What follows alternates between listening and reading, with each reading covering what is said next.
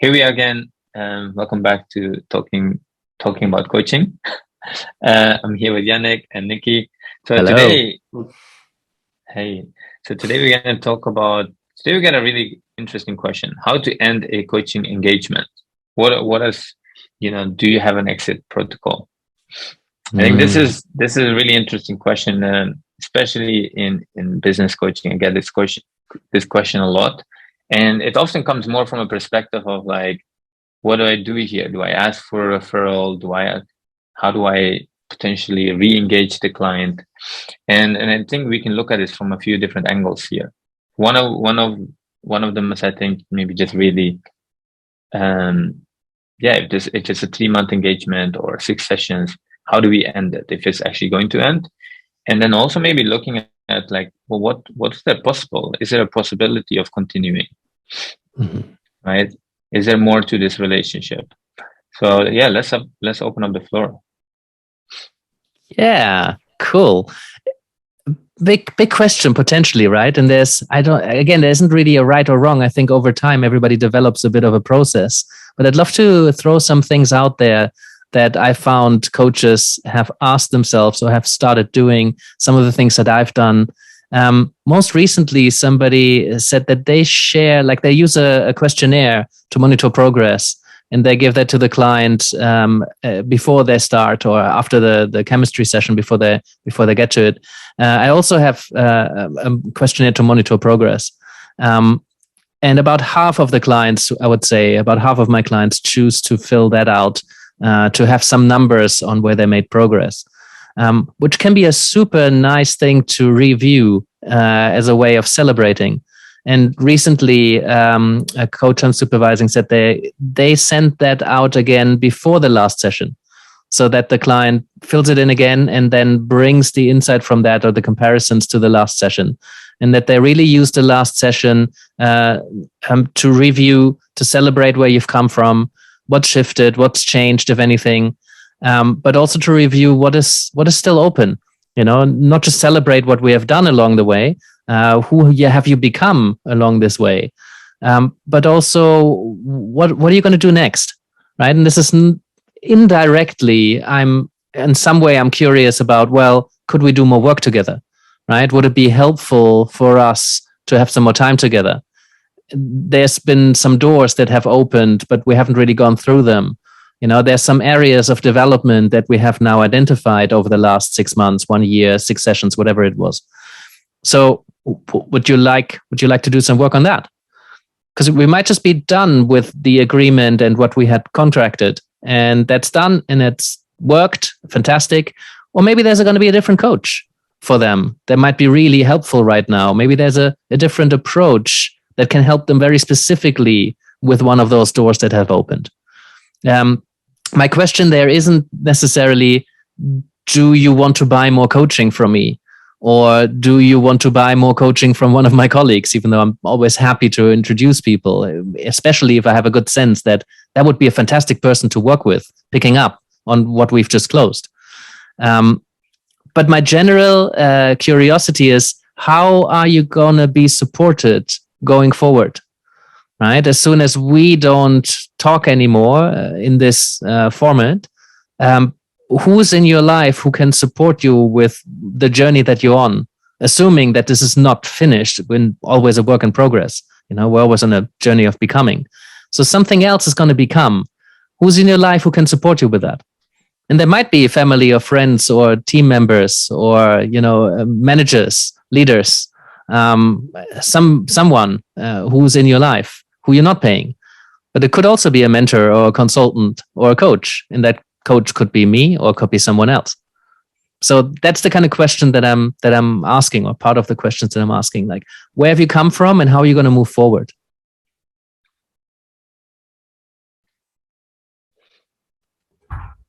Oh, yeah, really interesting. Sorry, I was just fiddling with my unmute situation here. That's just made me think a lot. But one of the things that really stuck out for me when I was doing my existential coaching module was this question of endings, which came up really strongly. And it was actually the first time I really thought about it. And obviously with with existentialism that always kind of correlates to our ultimate ending in death. But it really, it just really stuck with me when the instructor kind of, therefore mentioned in the context of coaching that endings can be really kind of triggering and like difficult moments for people, or challenging, or just bring up something unique in every person.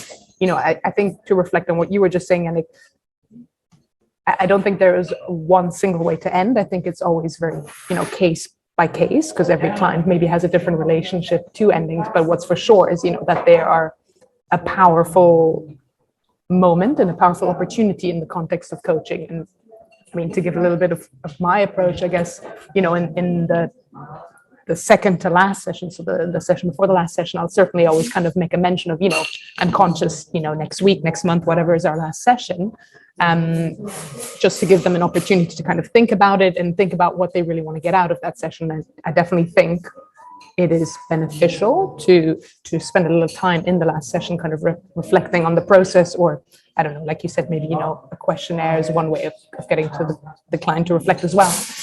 But an interesting situation I had recently with a client in that last session was kind of, his reflection of our journey together, and kind of his kind of sharing with me that, it's been really amazing and really helpful, and that he'd actually like to continue, but that it's been so powerful for him that so many new things have come up. It's been a lot.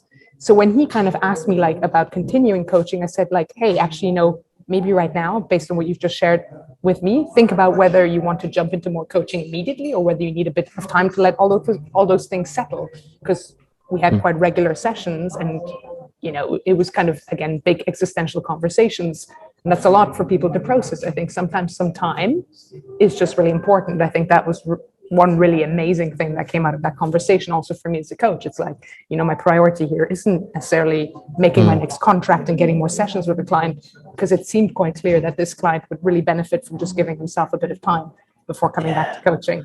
Oh yeah, I really love that, because I want to pay special attention. I mean, obviously, I also have that existential lens. It's pretty inbuilt. But like, I want to pay special attention to my client's relationship with the ending, right? Because we often have that in single sessions already. If a single session approaches the end, and then just as the client is leaving the room, so to speak, 5 minutes to the end, they open this huge can of worms. I'm like, oh, okay. When you just mention, today's going to be the last session in this block that we've booked, right? I don't want to say this is our last session. I still kind of want to leave the door open to that, and just with the language I use. But it's like, hey, this is potentially the last time we see each other. That often brings up some stuff that the client really wanted to talk about, but maybe was holding back on some level or another. I mean, ideally they wouldn't.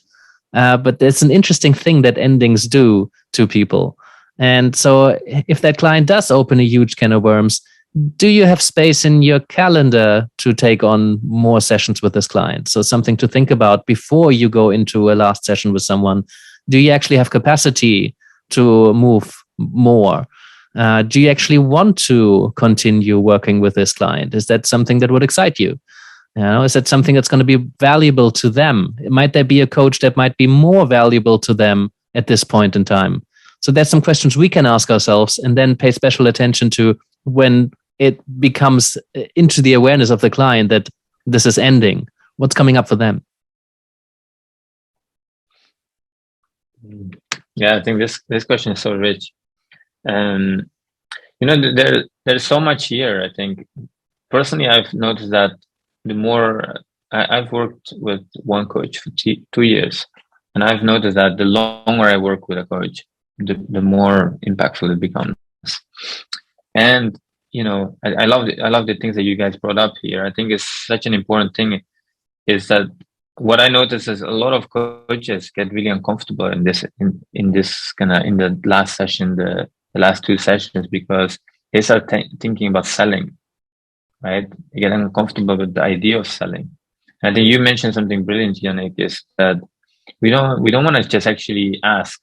Again, it's not a wrong question, but I don't think it's really in service. They're like, oh, hey, we're coming to the end. Do you want to renew? Because most of the time people don't actually buy coaching, right? I think it's so great to just actually have a little bit of a process here And that's also the process usually I share with clients. And this is something I do myself is we have a review process, and you could do it in a questionnaire. I like to do it within the session. And I like to also prepare these questions myself, like the answers to these questions before the session, because then I can share what I've seen in terms of the changes that I've seen, but also the blind spots that I see that are still there. And actually just coming from a place of service, not so much on like, where can I find, where can I find the gap in terms of like, hey, this is what we can work on if we continue. But just actually really slowing down and really looking at like, what have we worked on, and then what's still there. Yeah. And coming with questions, right? Like, what do you want to create? Like, and then we can always, the last thing that's really important for me is just actually just really slowing down and asking permission again. Having discussed all of this, are you open to having a conversation about that? Are you open to have a conversation about how we can continue? And sometimes just even giving them permission that it's okay if you're complete. Not so much that we, just jumping into like, hey, look, we have worked 3 months together. If we do another 3 months, we're going to take things, to the next level. And again, it wouldn't be bad if that's your style, but I think what's often more powerful is actually just really slowing down here, seeking permission. Yeah. I love that you highlight asking yourself the same questions, right? Because it's a conversation. It's not an exit protocol as such that you run somebody through and you guide somebody through a process. But as all coaching, I believe it's best done as part of a conversation, right? So if I invite my client to reflect on where they started when they came in and who they were back then compared to now, and how they might move forward, I want to ask myself as well. I want to have reflected on, well, who did I meet, let's say 6 months ago? Who am I sitting in front of today? And just kind of acknowledging that as well. It's such a lovely experience. And is there still something that is left unsaid? That goes for you, my client. It also goes for me. Is there something I haven't said or asked? Have I didn't get an opportunity. There was a few questions that are still on my mind. I'm still curious about a few things, and if you share that, it might inadvertently open the door for a lot more coaching. That's not the intention that I have at this point.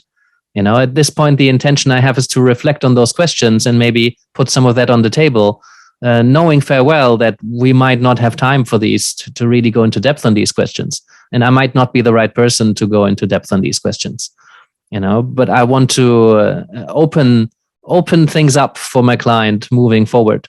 I don't necessarily want to close everything down. I think there's it's tempting to tie up the coaching with a neat bow around it, but I'd say more often than not, coaching doesn't really end like that, because it's not just something that you close and it's now done and we're complete. I don't like this question. Like, are we complete? I don't think we're ever complete. It might feel good to stop here, to end here, what we've done, but our clients never end. So, that's, I find that, I find that a good way of looking at it, to not necessarily bring things to a close, but end this chapter. The book's not finished, but we're ending this chapter during which we work together, potentially. And, I wish you all the best for the next chapters where I won't be journeying with you. This is how far I travel. And I love that feedback question, right? It's like, how did you experience the space? Is there something I can learn from how you've experienced coaching with me? Is there something that you could offer me so I can serve my clients better in general? Is there something that you particularly enjoyed, something that maybe surprised you or confused you, or, I would really love to learn from it. And that can also lead into a conversation around, well, am I going to ask you for a testimonial, for example? It's not like I want you to write something so I can grow my business. It's more like I would really appreciate it if you wrote up a little something about your experience so that other people can be inspired to go on similar journeys, to get out of their comfort zones and create something amazing, or to, gain more clarity, understanding. Like, how passionate I am about helping people grow. Could you help me with that? and usually people want to help you back in some way. And if you phrase it in that way, it's so connected to your why, to your values, to your beliefs about serving people, helping people, that other people can be a part of that mission by, picking up a phone and talking to it about their experience, or maybe writing up a few lines, or however else that could work. So it's good to have that conversation in person. So it's value and why based, rather than sending them an email after you already said goodbye and say, hey, can I ask you for a testimonial? Or, do you know somebody who you think could do with some coaching? What you're asking is, hey, I have a slot open now, because I stopped working with you. Do you know somebody who might want to take that slot? Because I'll give you first dibs. So, that's a very different question. For me, it's what you've just been talking about brings up a really interesting question, I guess, that I've been contemplating for a while. And that's, it relates to the idea of, does that relationship, whatever form or shape it takes after maybe the formal coaching is ended, does that end? And for me specifically, it's the idea of kind of like aftercare, and maybe that's like more a client services thing, or maybe that's more a reflection of how I see myself in a coaching role, and this idea of a duty of care. But say with the said client, I often think, I'm like, oh, it's been a while now, and we've left the conversation at the stage of kind of, it would benefit them to have some time to let things settle and reflect. But, and this is a question to you guys, what do you think is in a coaching relationship? Is it more the role of the coach eventually to reach out and be like, hey, I'm just wondering how you're doing, without having any kind of idea about contracting? But is that part of the coaching relationship, or is it more appropriate to wait for a client to contact you, and again to put that responsibility with them? I got to jump in there briefly, just because I had a student once who was already a coach when she went on the master's, and she used to run what she called MOT sessions. In other countries, there might be different words for it, but it's basically the thing that you do regularly to make sure that your car is still safe. Right. So people have a concept for what an MOT is and what it does. It's you do a little checkup. Right. And if everything's running smoothly, then that's it. And you go home and it's done. But if anything comes up during this checkup that requires some work, that would mean you have an opportunity for that person to just get the work done in most cases, unless you need a specialist. So there's so many cool parallels to coaching. And you might just reach out to people anyway. At any point, you can be curious about, I wonder how that client of mine is doing that I worked with until 6 months ago, until a year ago, and just be curious, hey, what's been happening? But in that last session, you might also say, hey, every 6 months or so, I get curious about what's going on for my clients. I might offer you at MOT sessions. I do these sessions going forward. Maybe you offer something, you offer programs, but then you might offer people on a, yearly retainer. They have 2 sessions. You might have a 6 months follow-up, half price check-in. Or you might say, hey, should we put something in the calendar? I always put a 6 months follow-up in the calendar. Just a 30-minute digital coffee. Would you be up for that sort of thing? So there's lots of different ways of how you can do that, and you can contract it or not. But it's interesting. There's so many different interesting versions of following up. Some genuinely being curious, and others just because it's a system that works and often gets you more business from existing clients who already know you. That's really interesting. Thanks for sharing. I really like the idea of MOT sessions, and something that I learned from Rich Litvin that's worked really well in my business. So anyone that finishes with me, I give them usually like a 90-minute session, and they can use it whenever they want. That's cool. And again, that's a little bit, it kind of relates to that MOT session, but they go away and they can use it 3 months from now, 6 months from now, 12 months from now. There's no time limit. And from what I've noticed is that when people come back, it opens up the relationship again. Mm-hmm. And my promise is usually to them that in that session, we only focus on coaching. And at the end of that, sometimes I might ask them, would you like to have another conversation? And again, it just opens up the relationship again. Yeah, that is so clever, right? Because they would probably have a free consultation with someone a year down the line anyway. So whether you call that a free consultation or you gift them a session that they can use whenever they want, sounds so much nicer when essentially it's the same thing, no? Yeah, it is. It is, and I think through service we can always get back into the relationship, and I think service is really the best way to. Well, not the best way. It's there's so many different ways to do it, but service is a good way to re-engage relationships and continue serving, and often that gets back into a paid relationship. Yeah. Cool. Nicki, I think you're almost out of time, and potentially, yeah. You're in a special environment today. I'm just kind of looking around, seeing if there's still other people. I mean, for now, there's still. Yeah. Okay. Well, we close this down then. Yeah. Go on. Siawash, any concluding thoughts from you? You opened this up. Well, I think we had a good discussion about this. I would love to hear from people that are listening in. Yeah, well, what do you do to end a coaching agreement? Do you end it? Do you keep them hostage? Would love to hear what you do. I've had a lot of clients that have stayed with us for years. I've worked with coaches for a long time, and again, I think it's not good or bad. I think when you really approach it from a place of service, there's so much possible.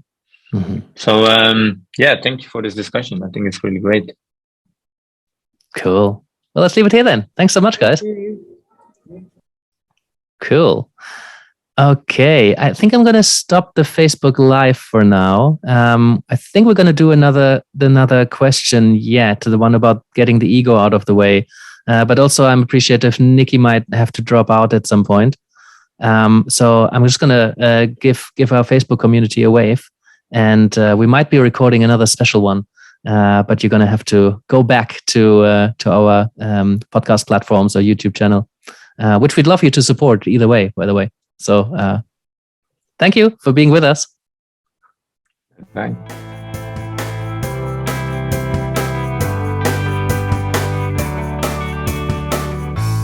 Thank you for being with us today.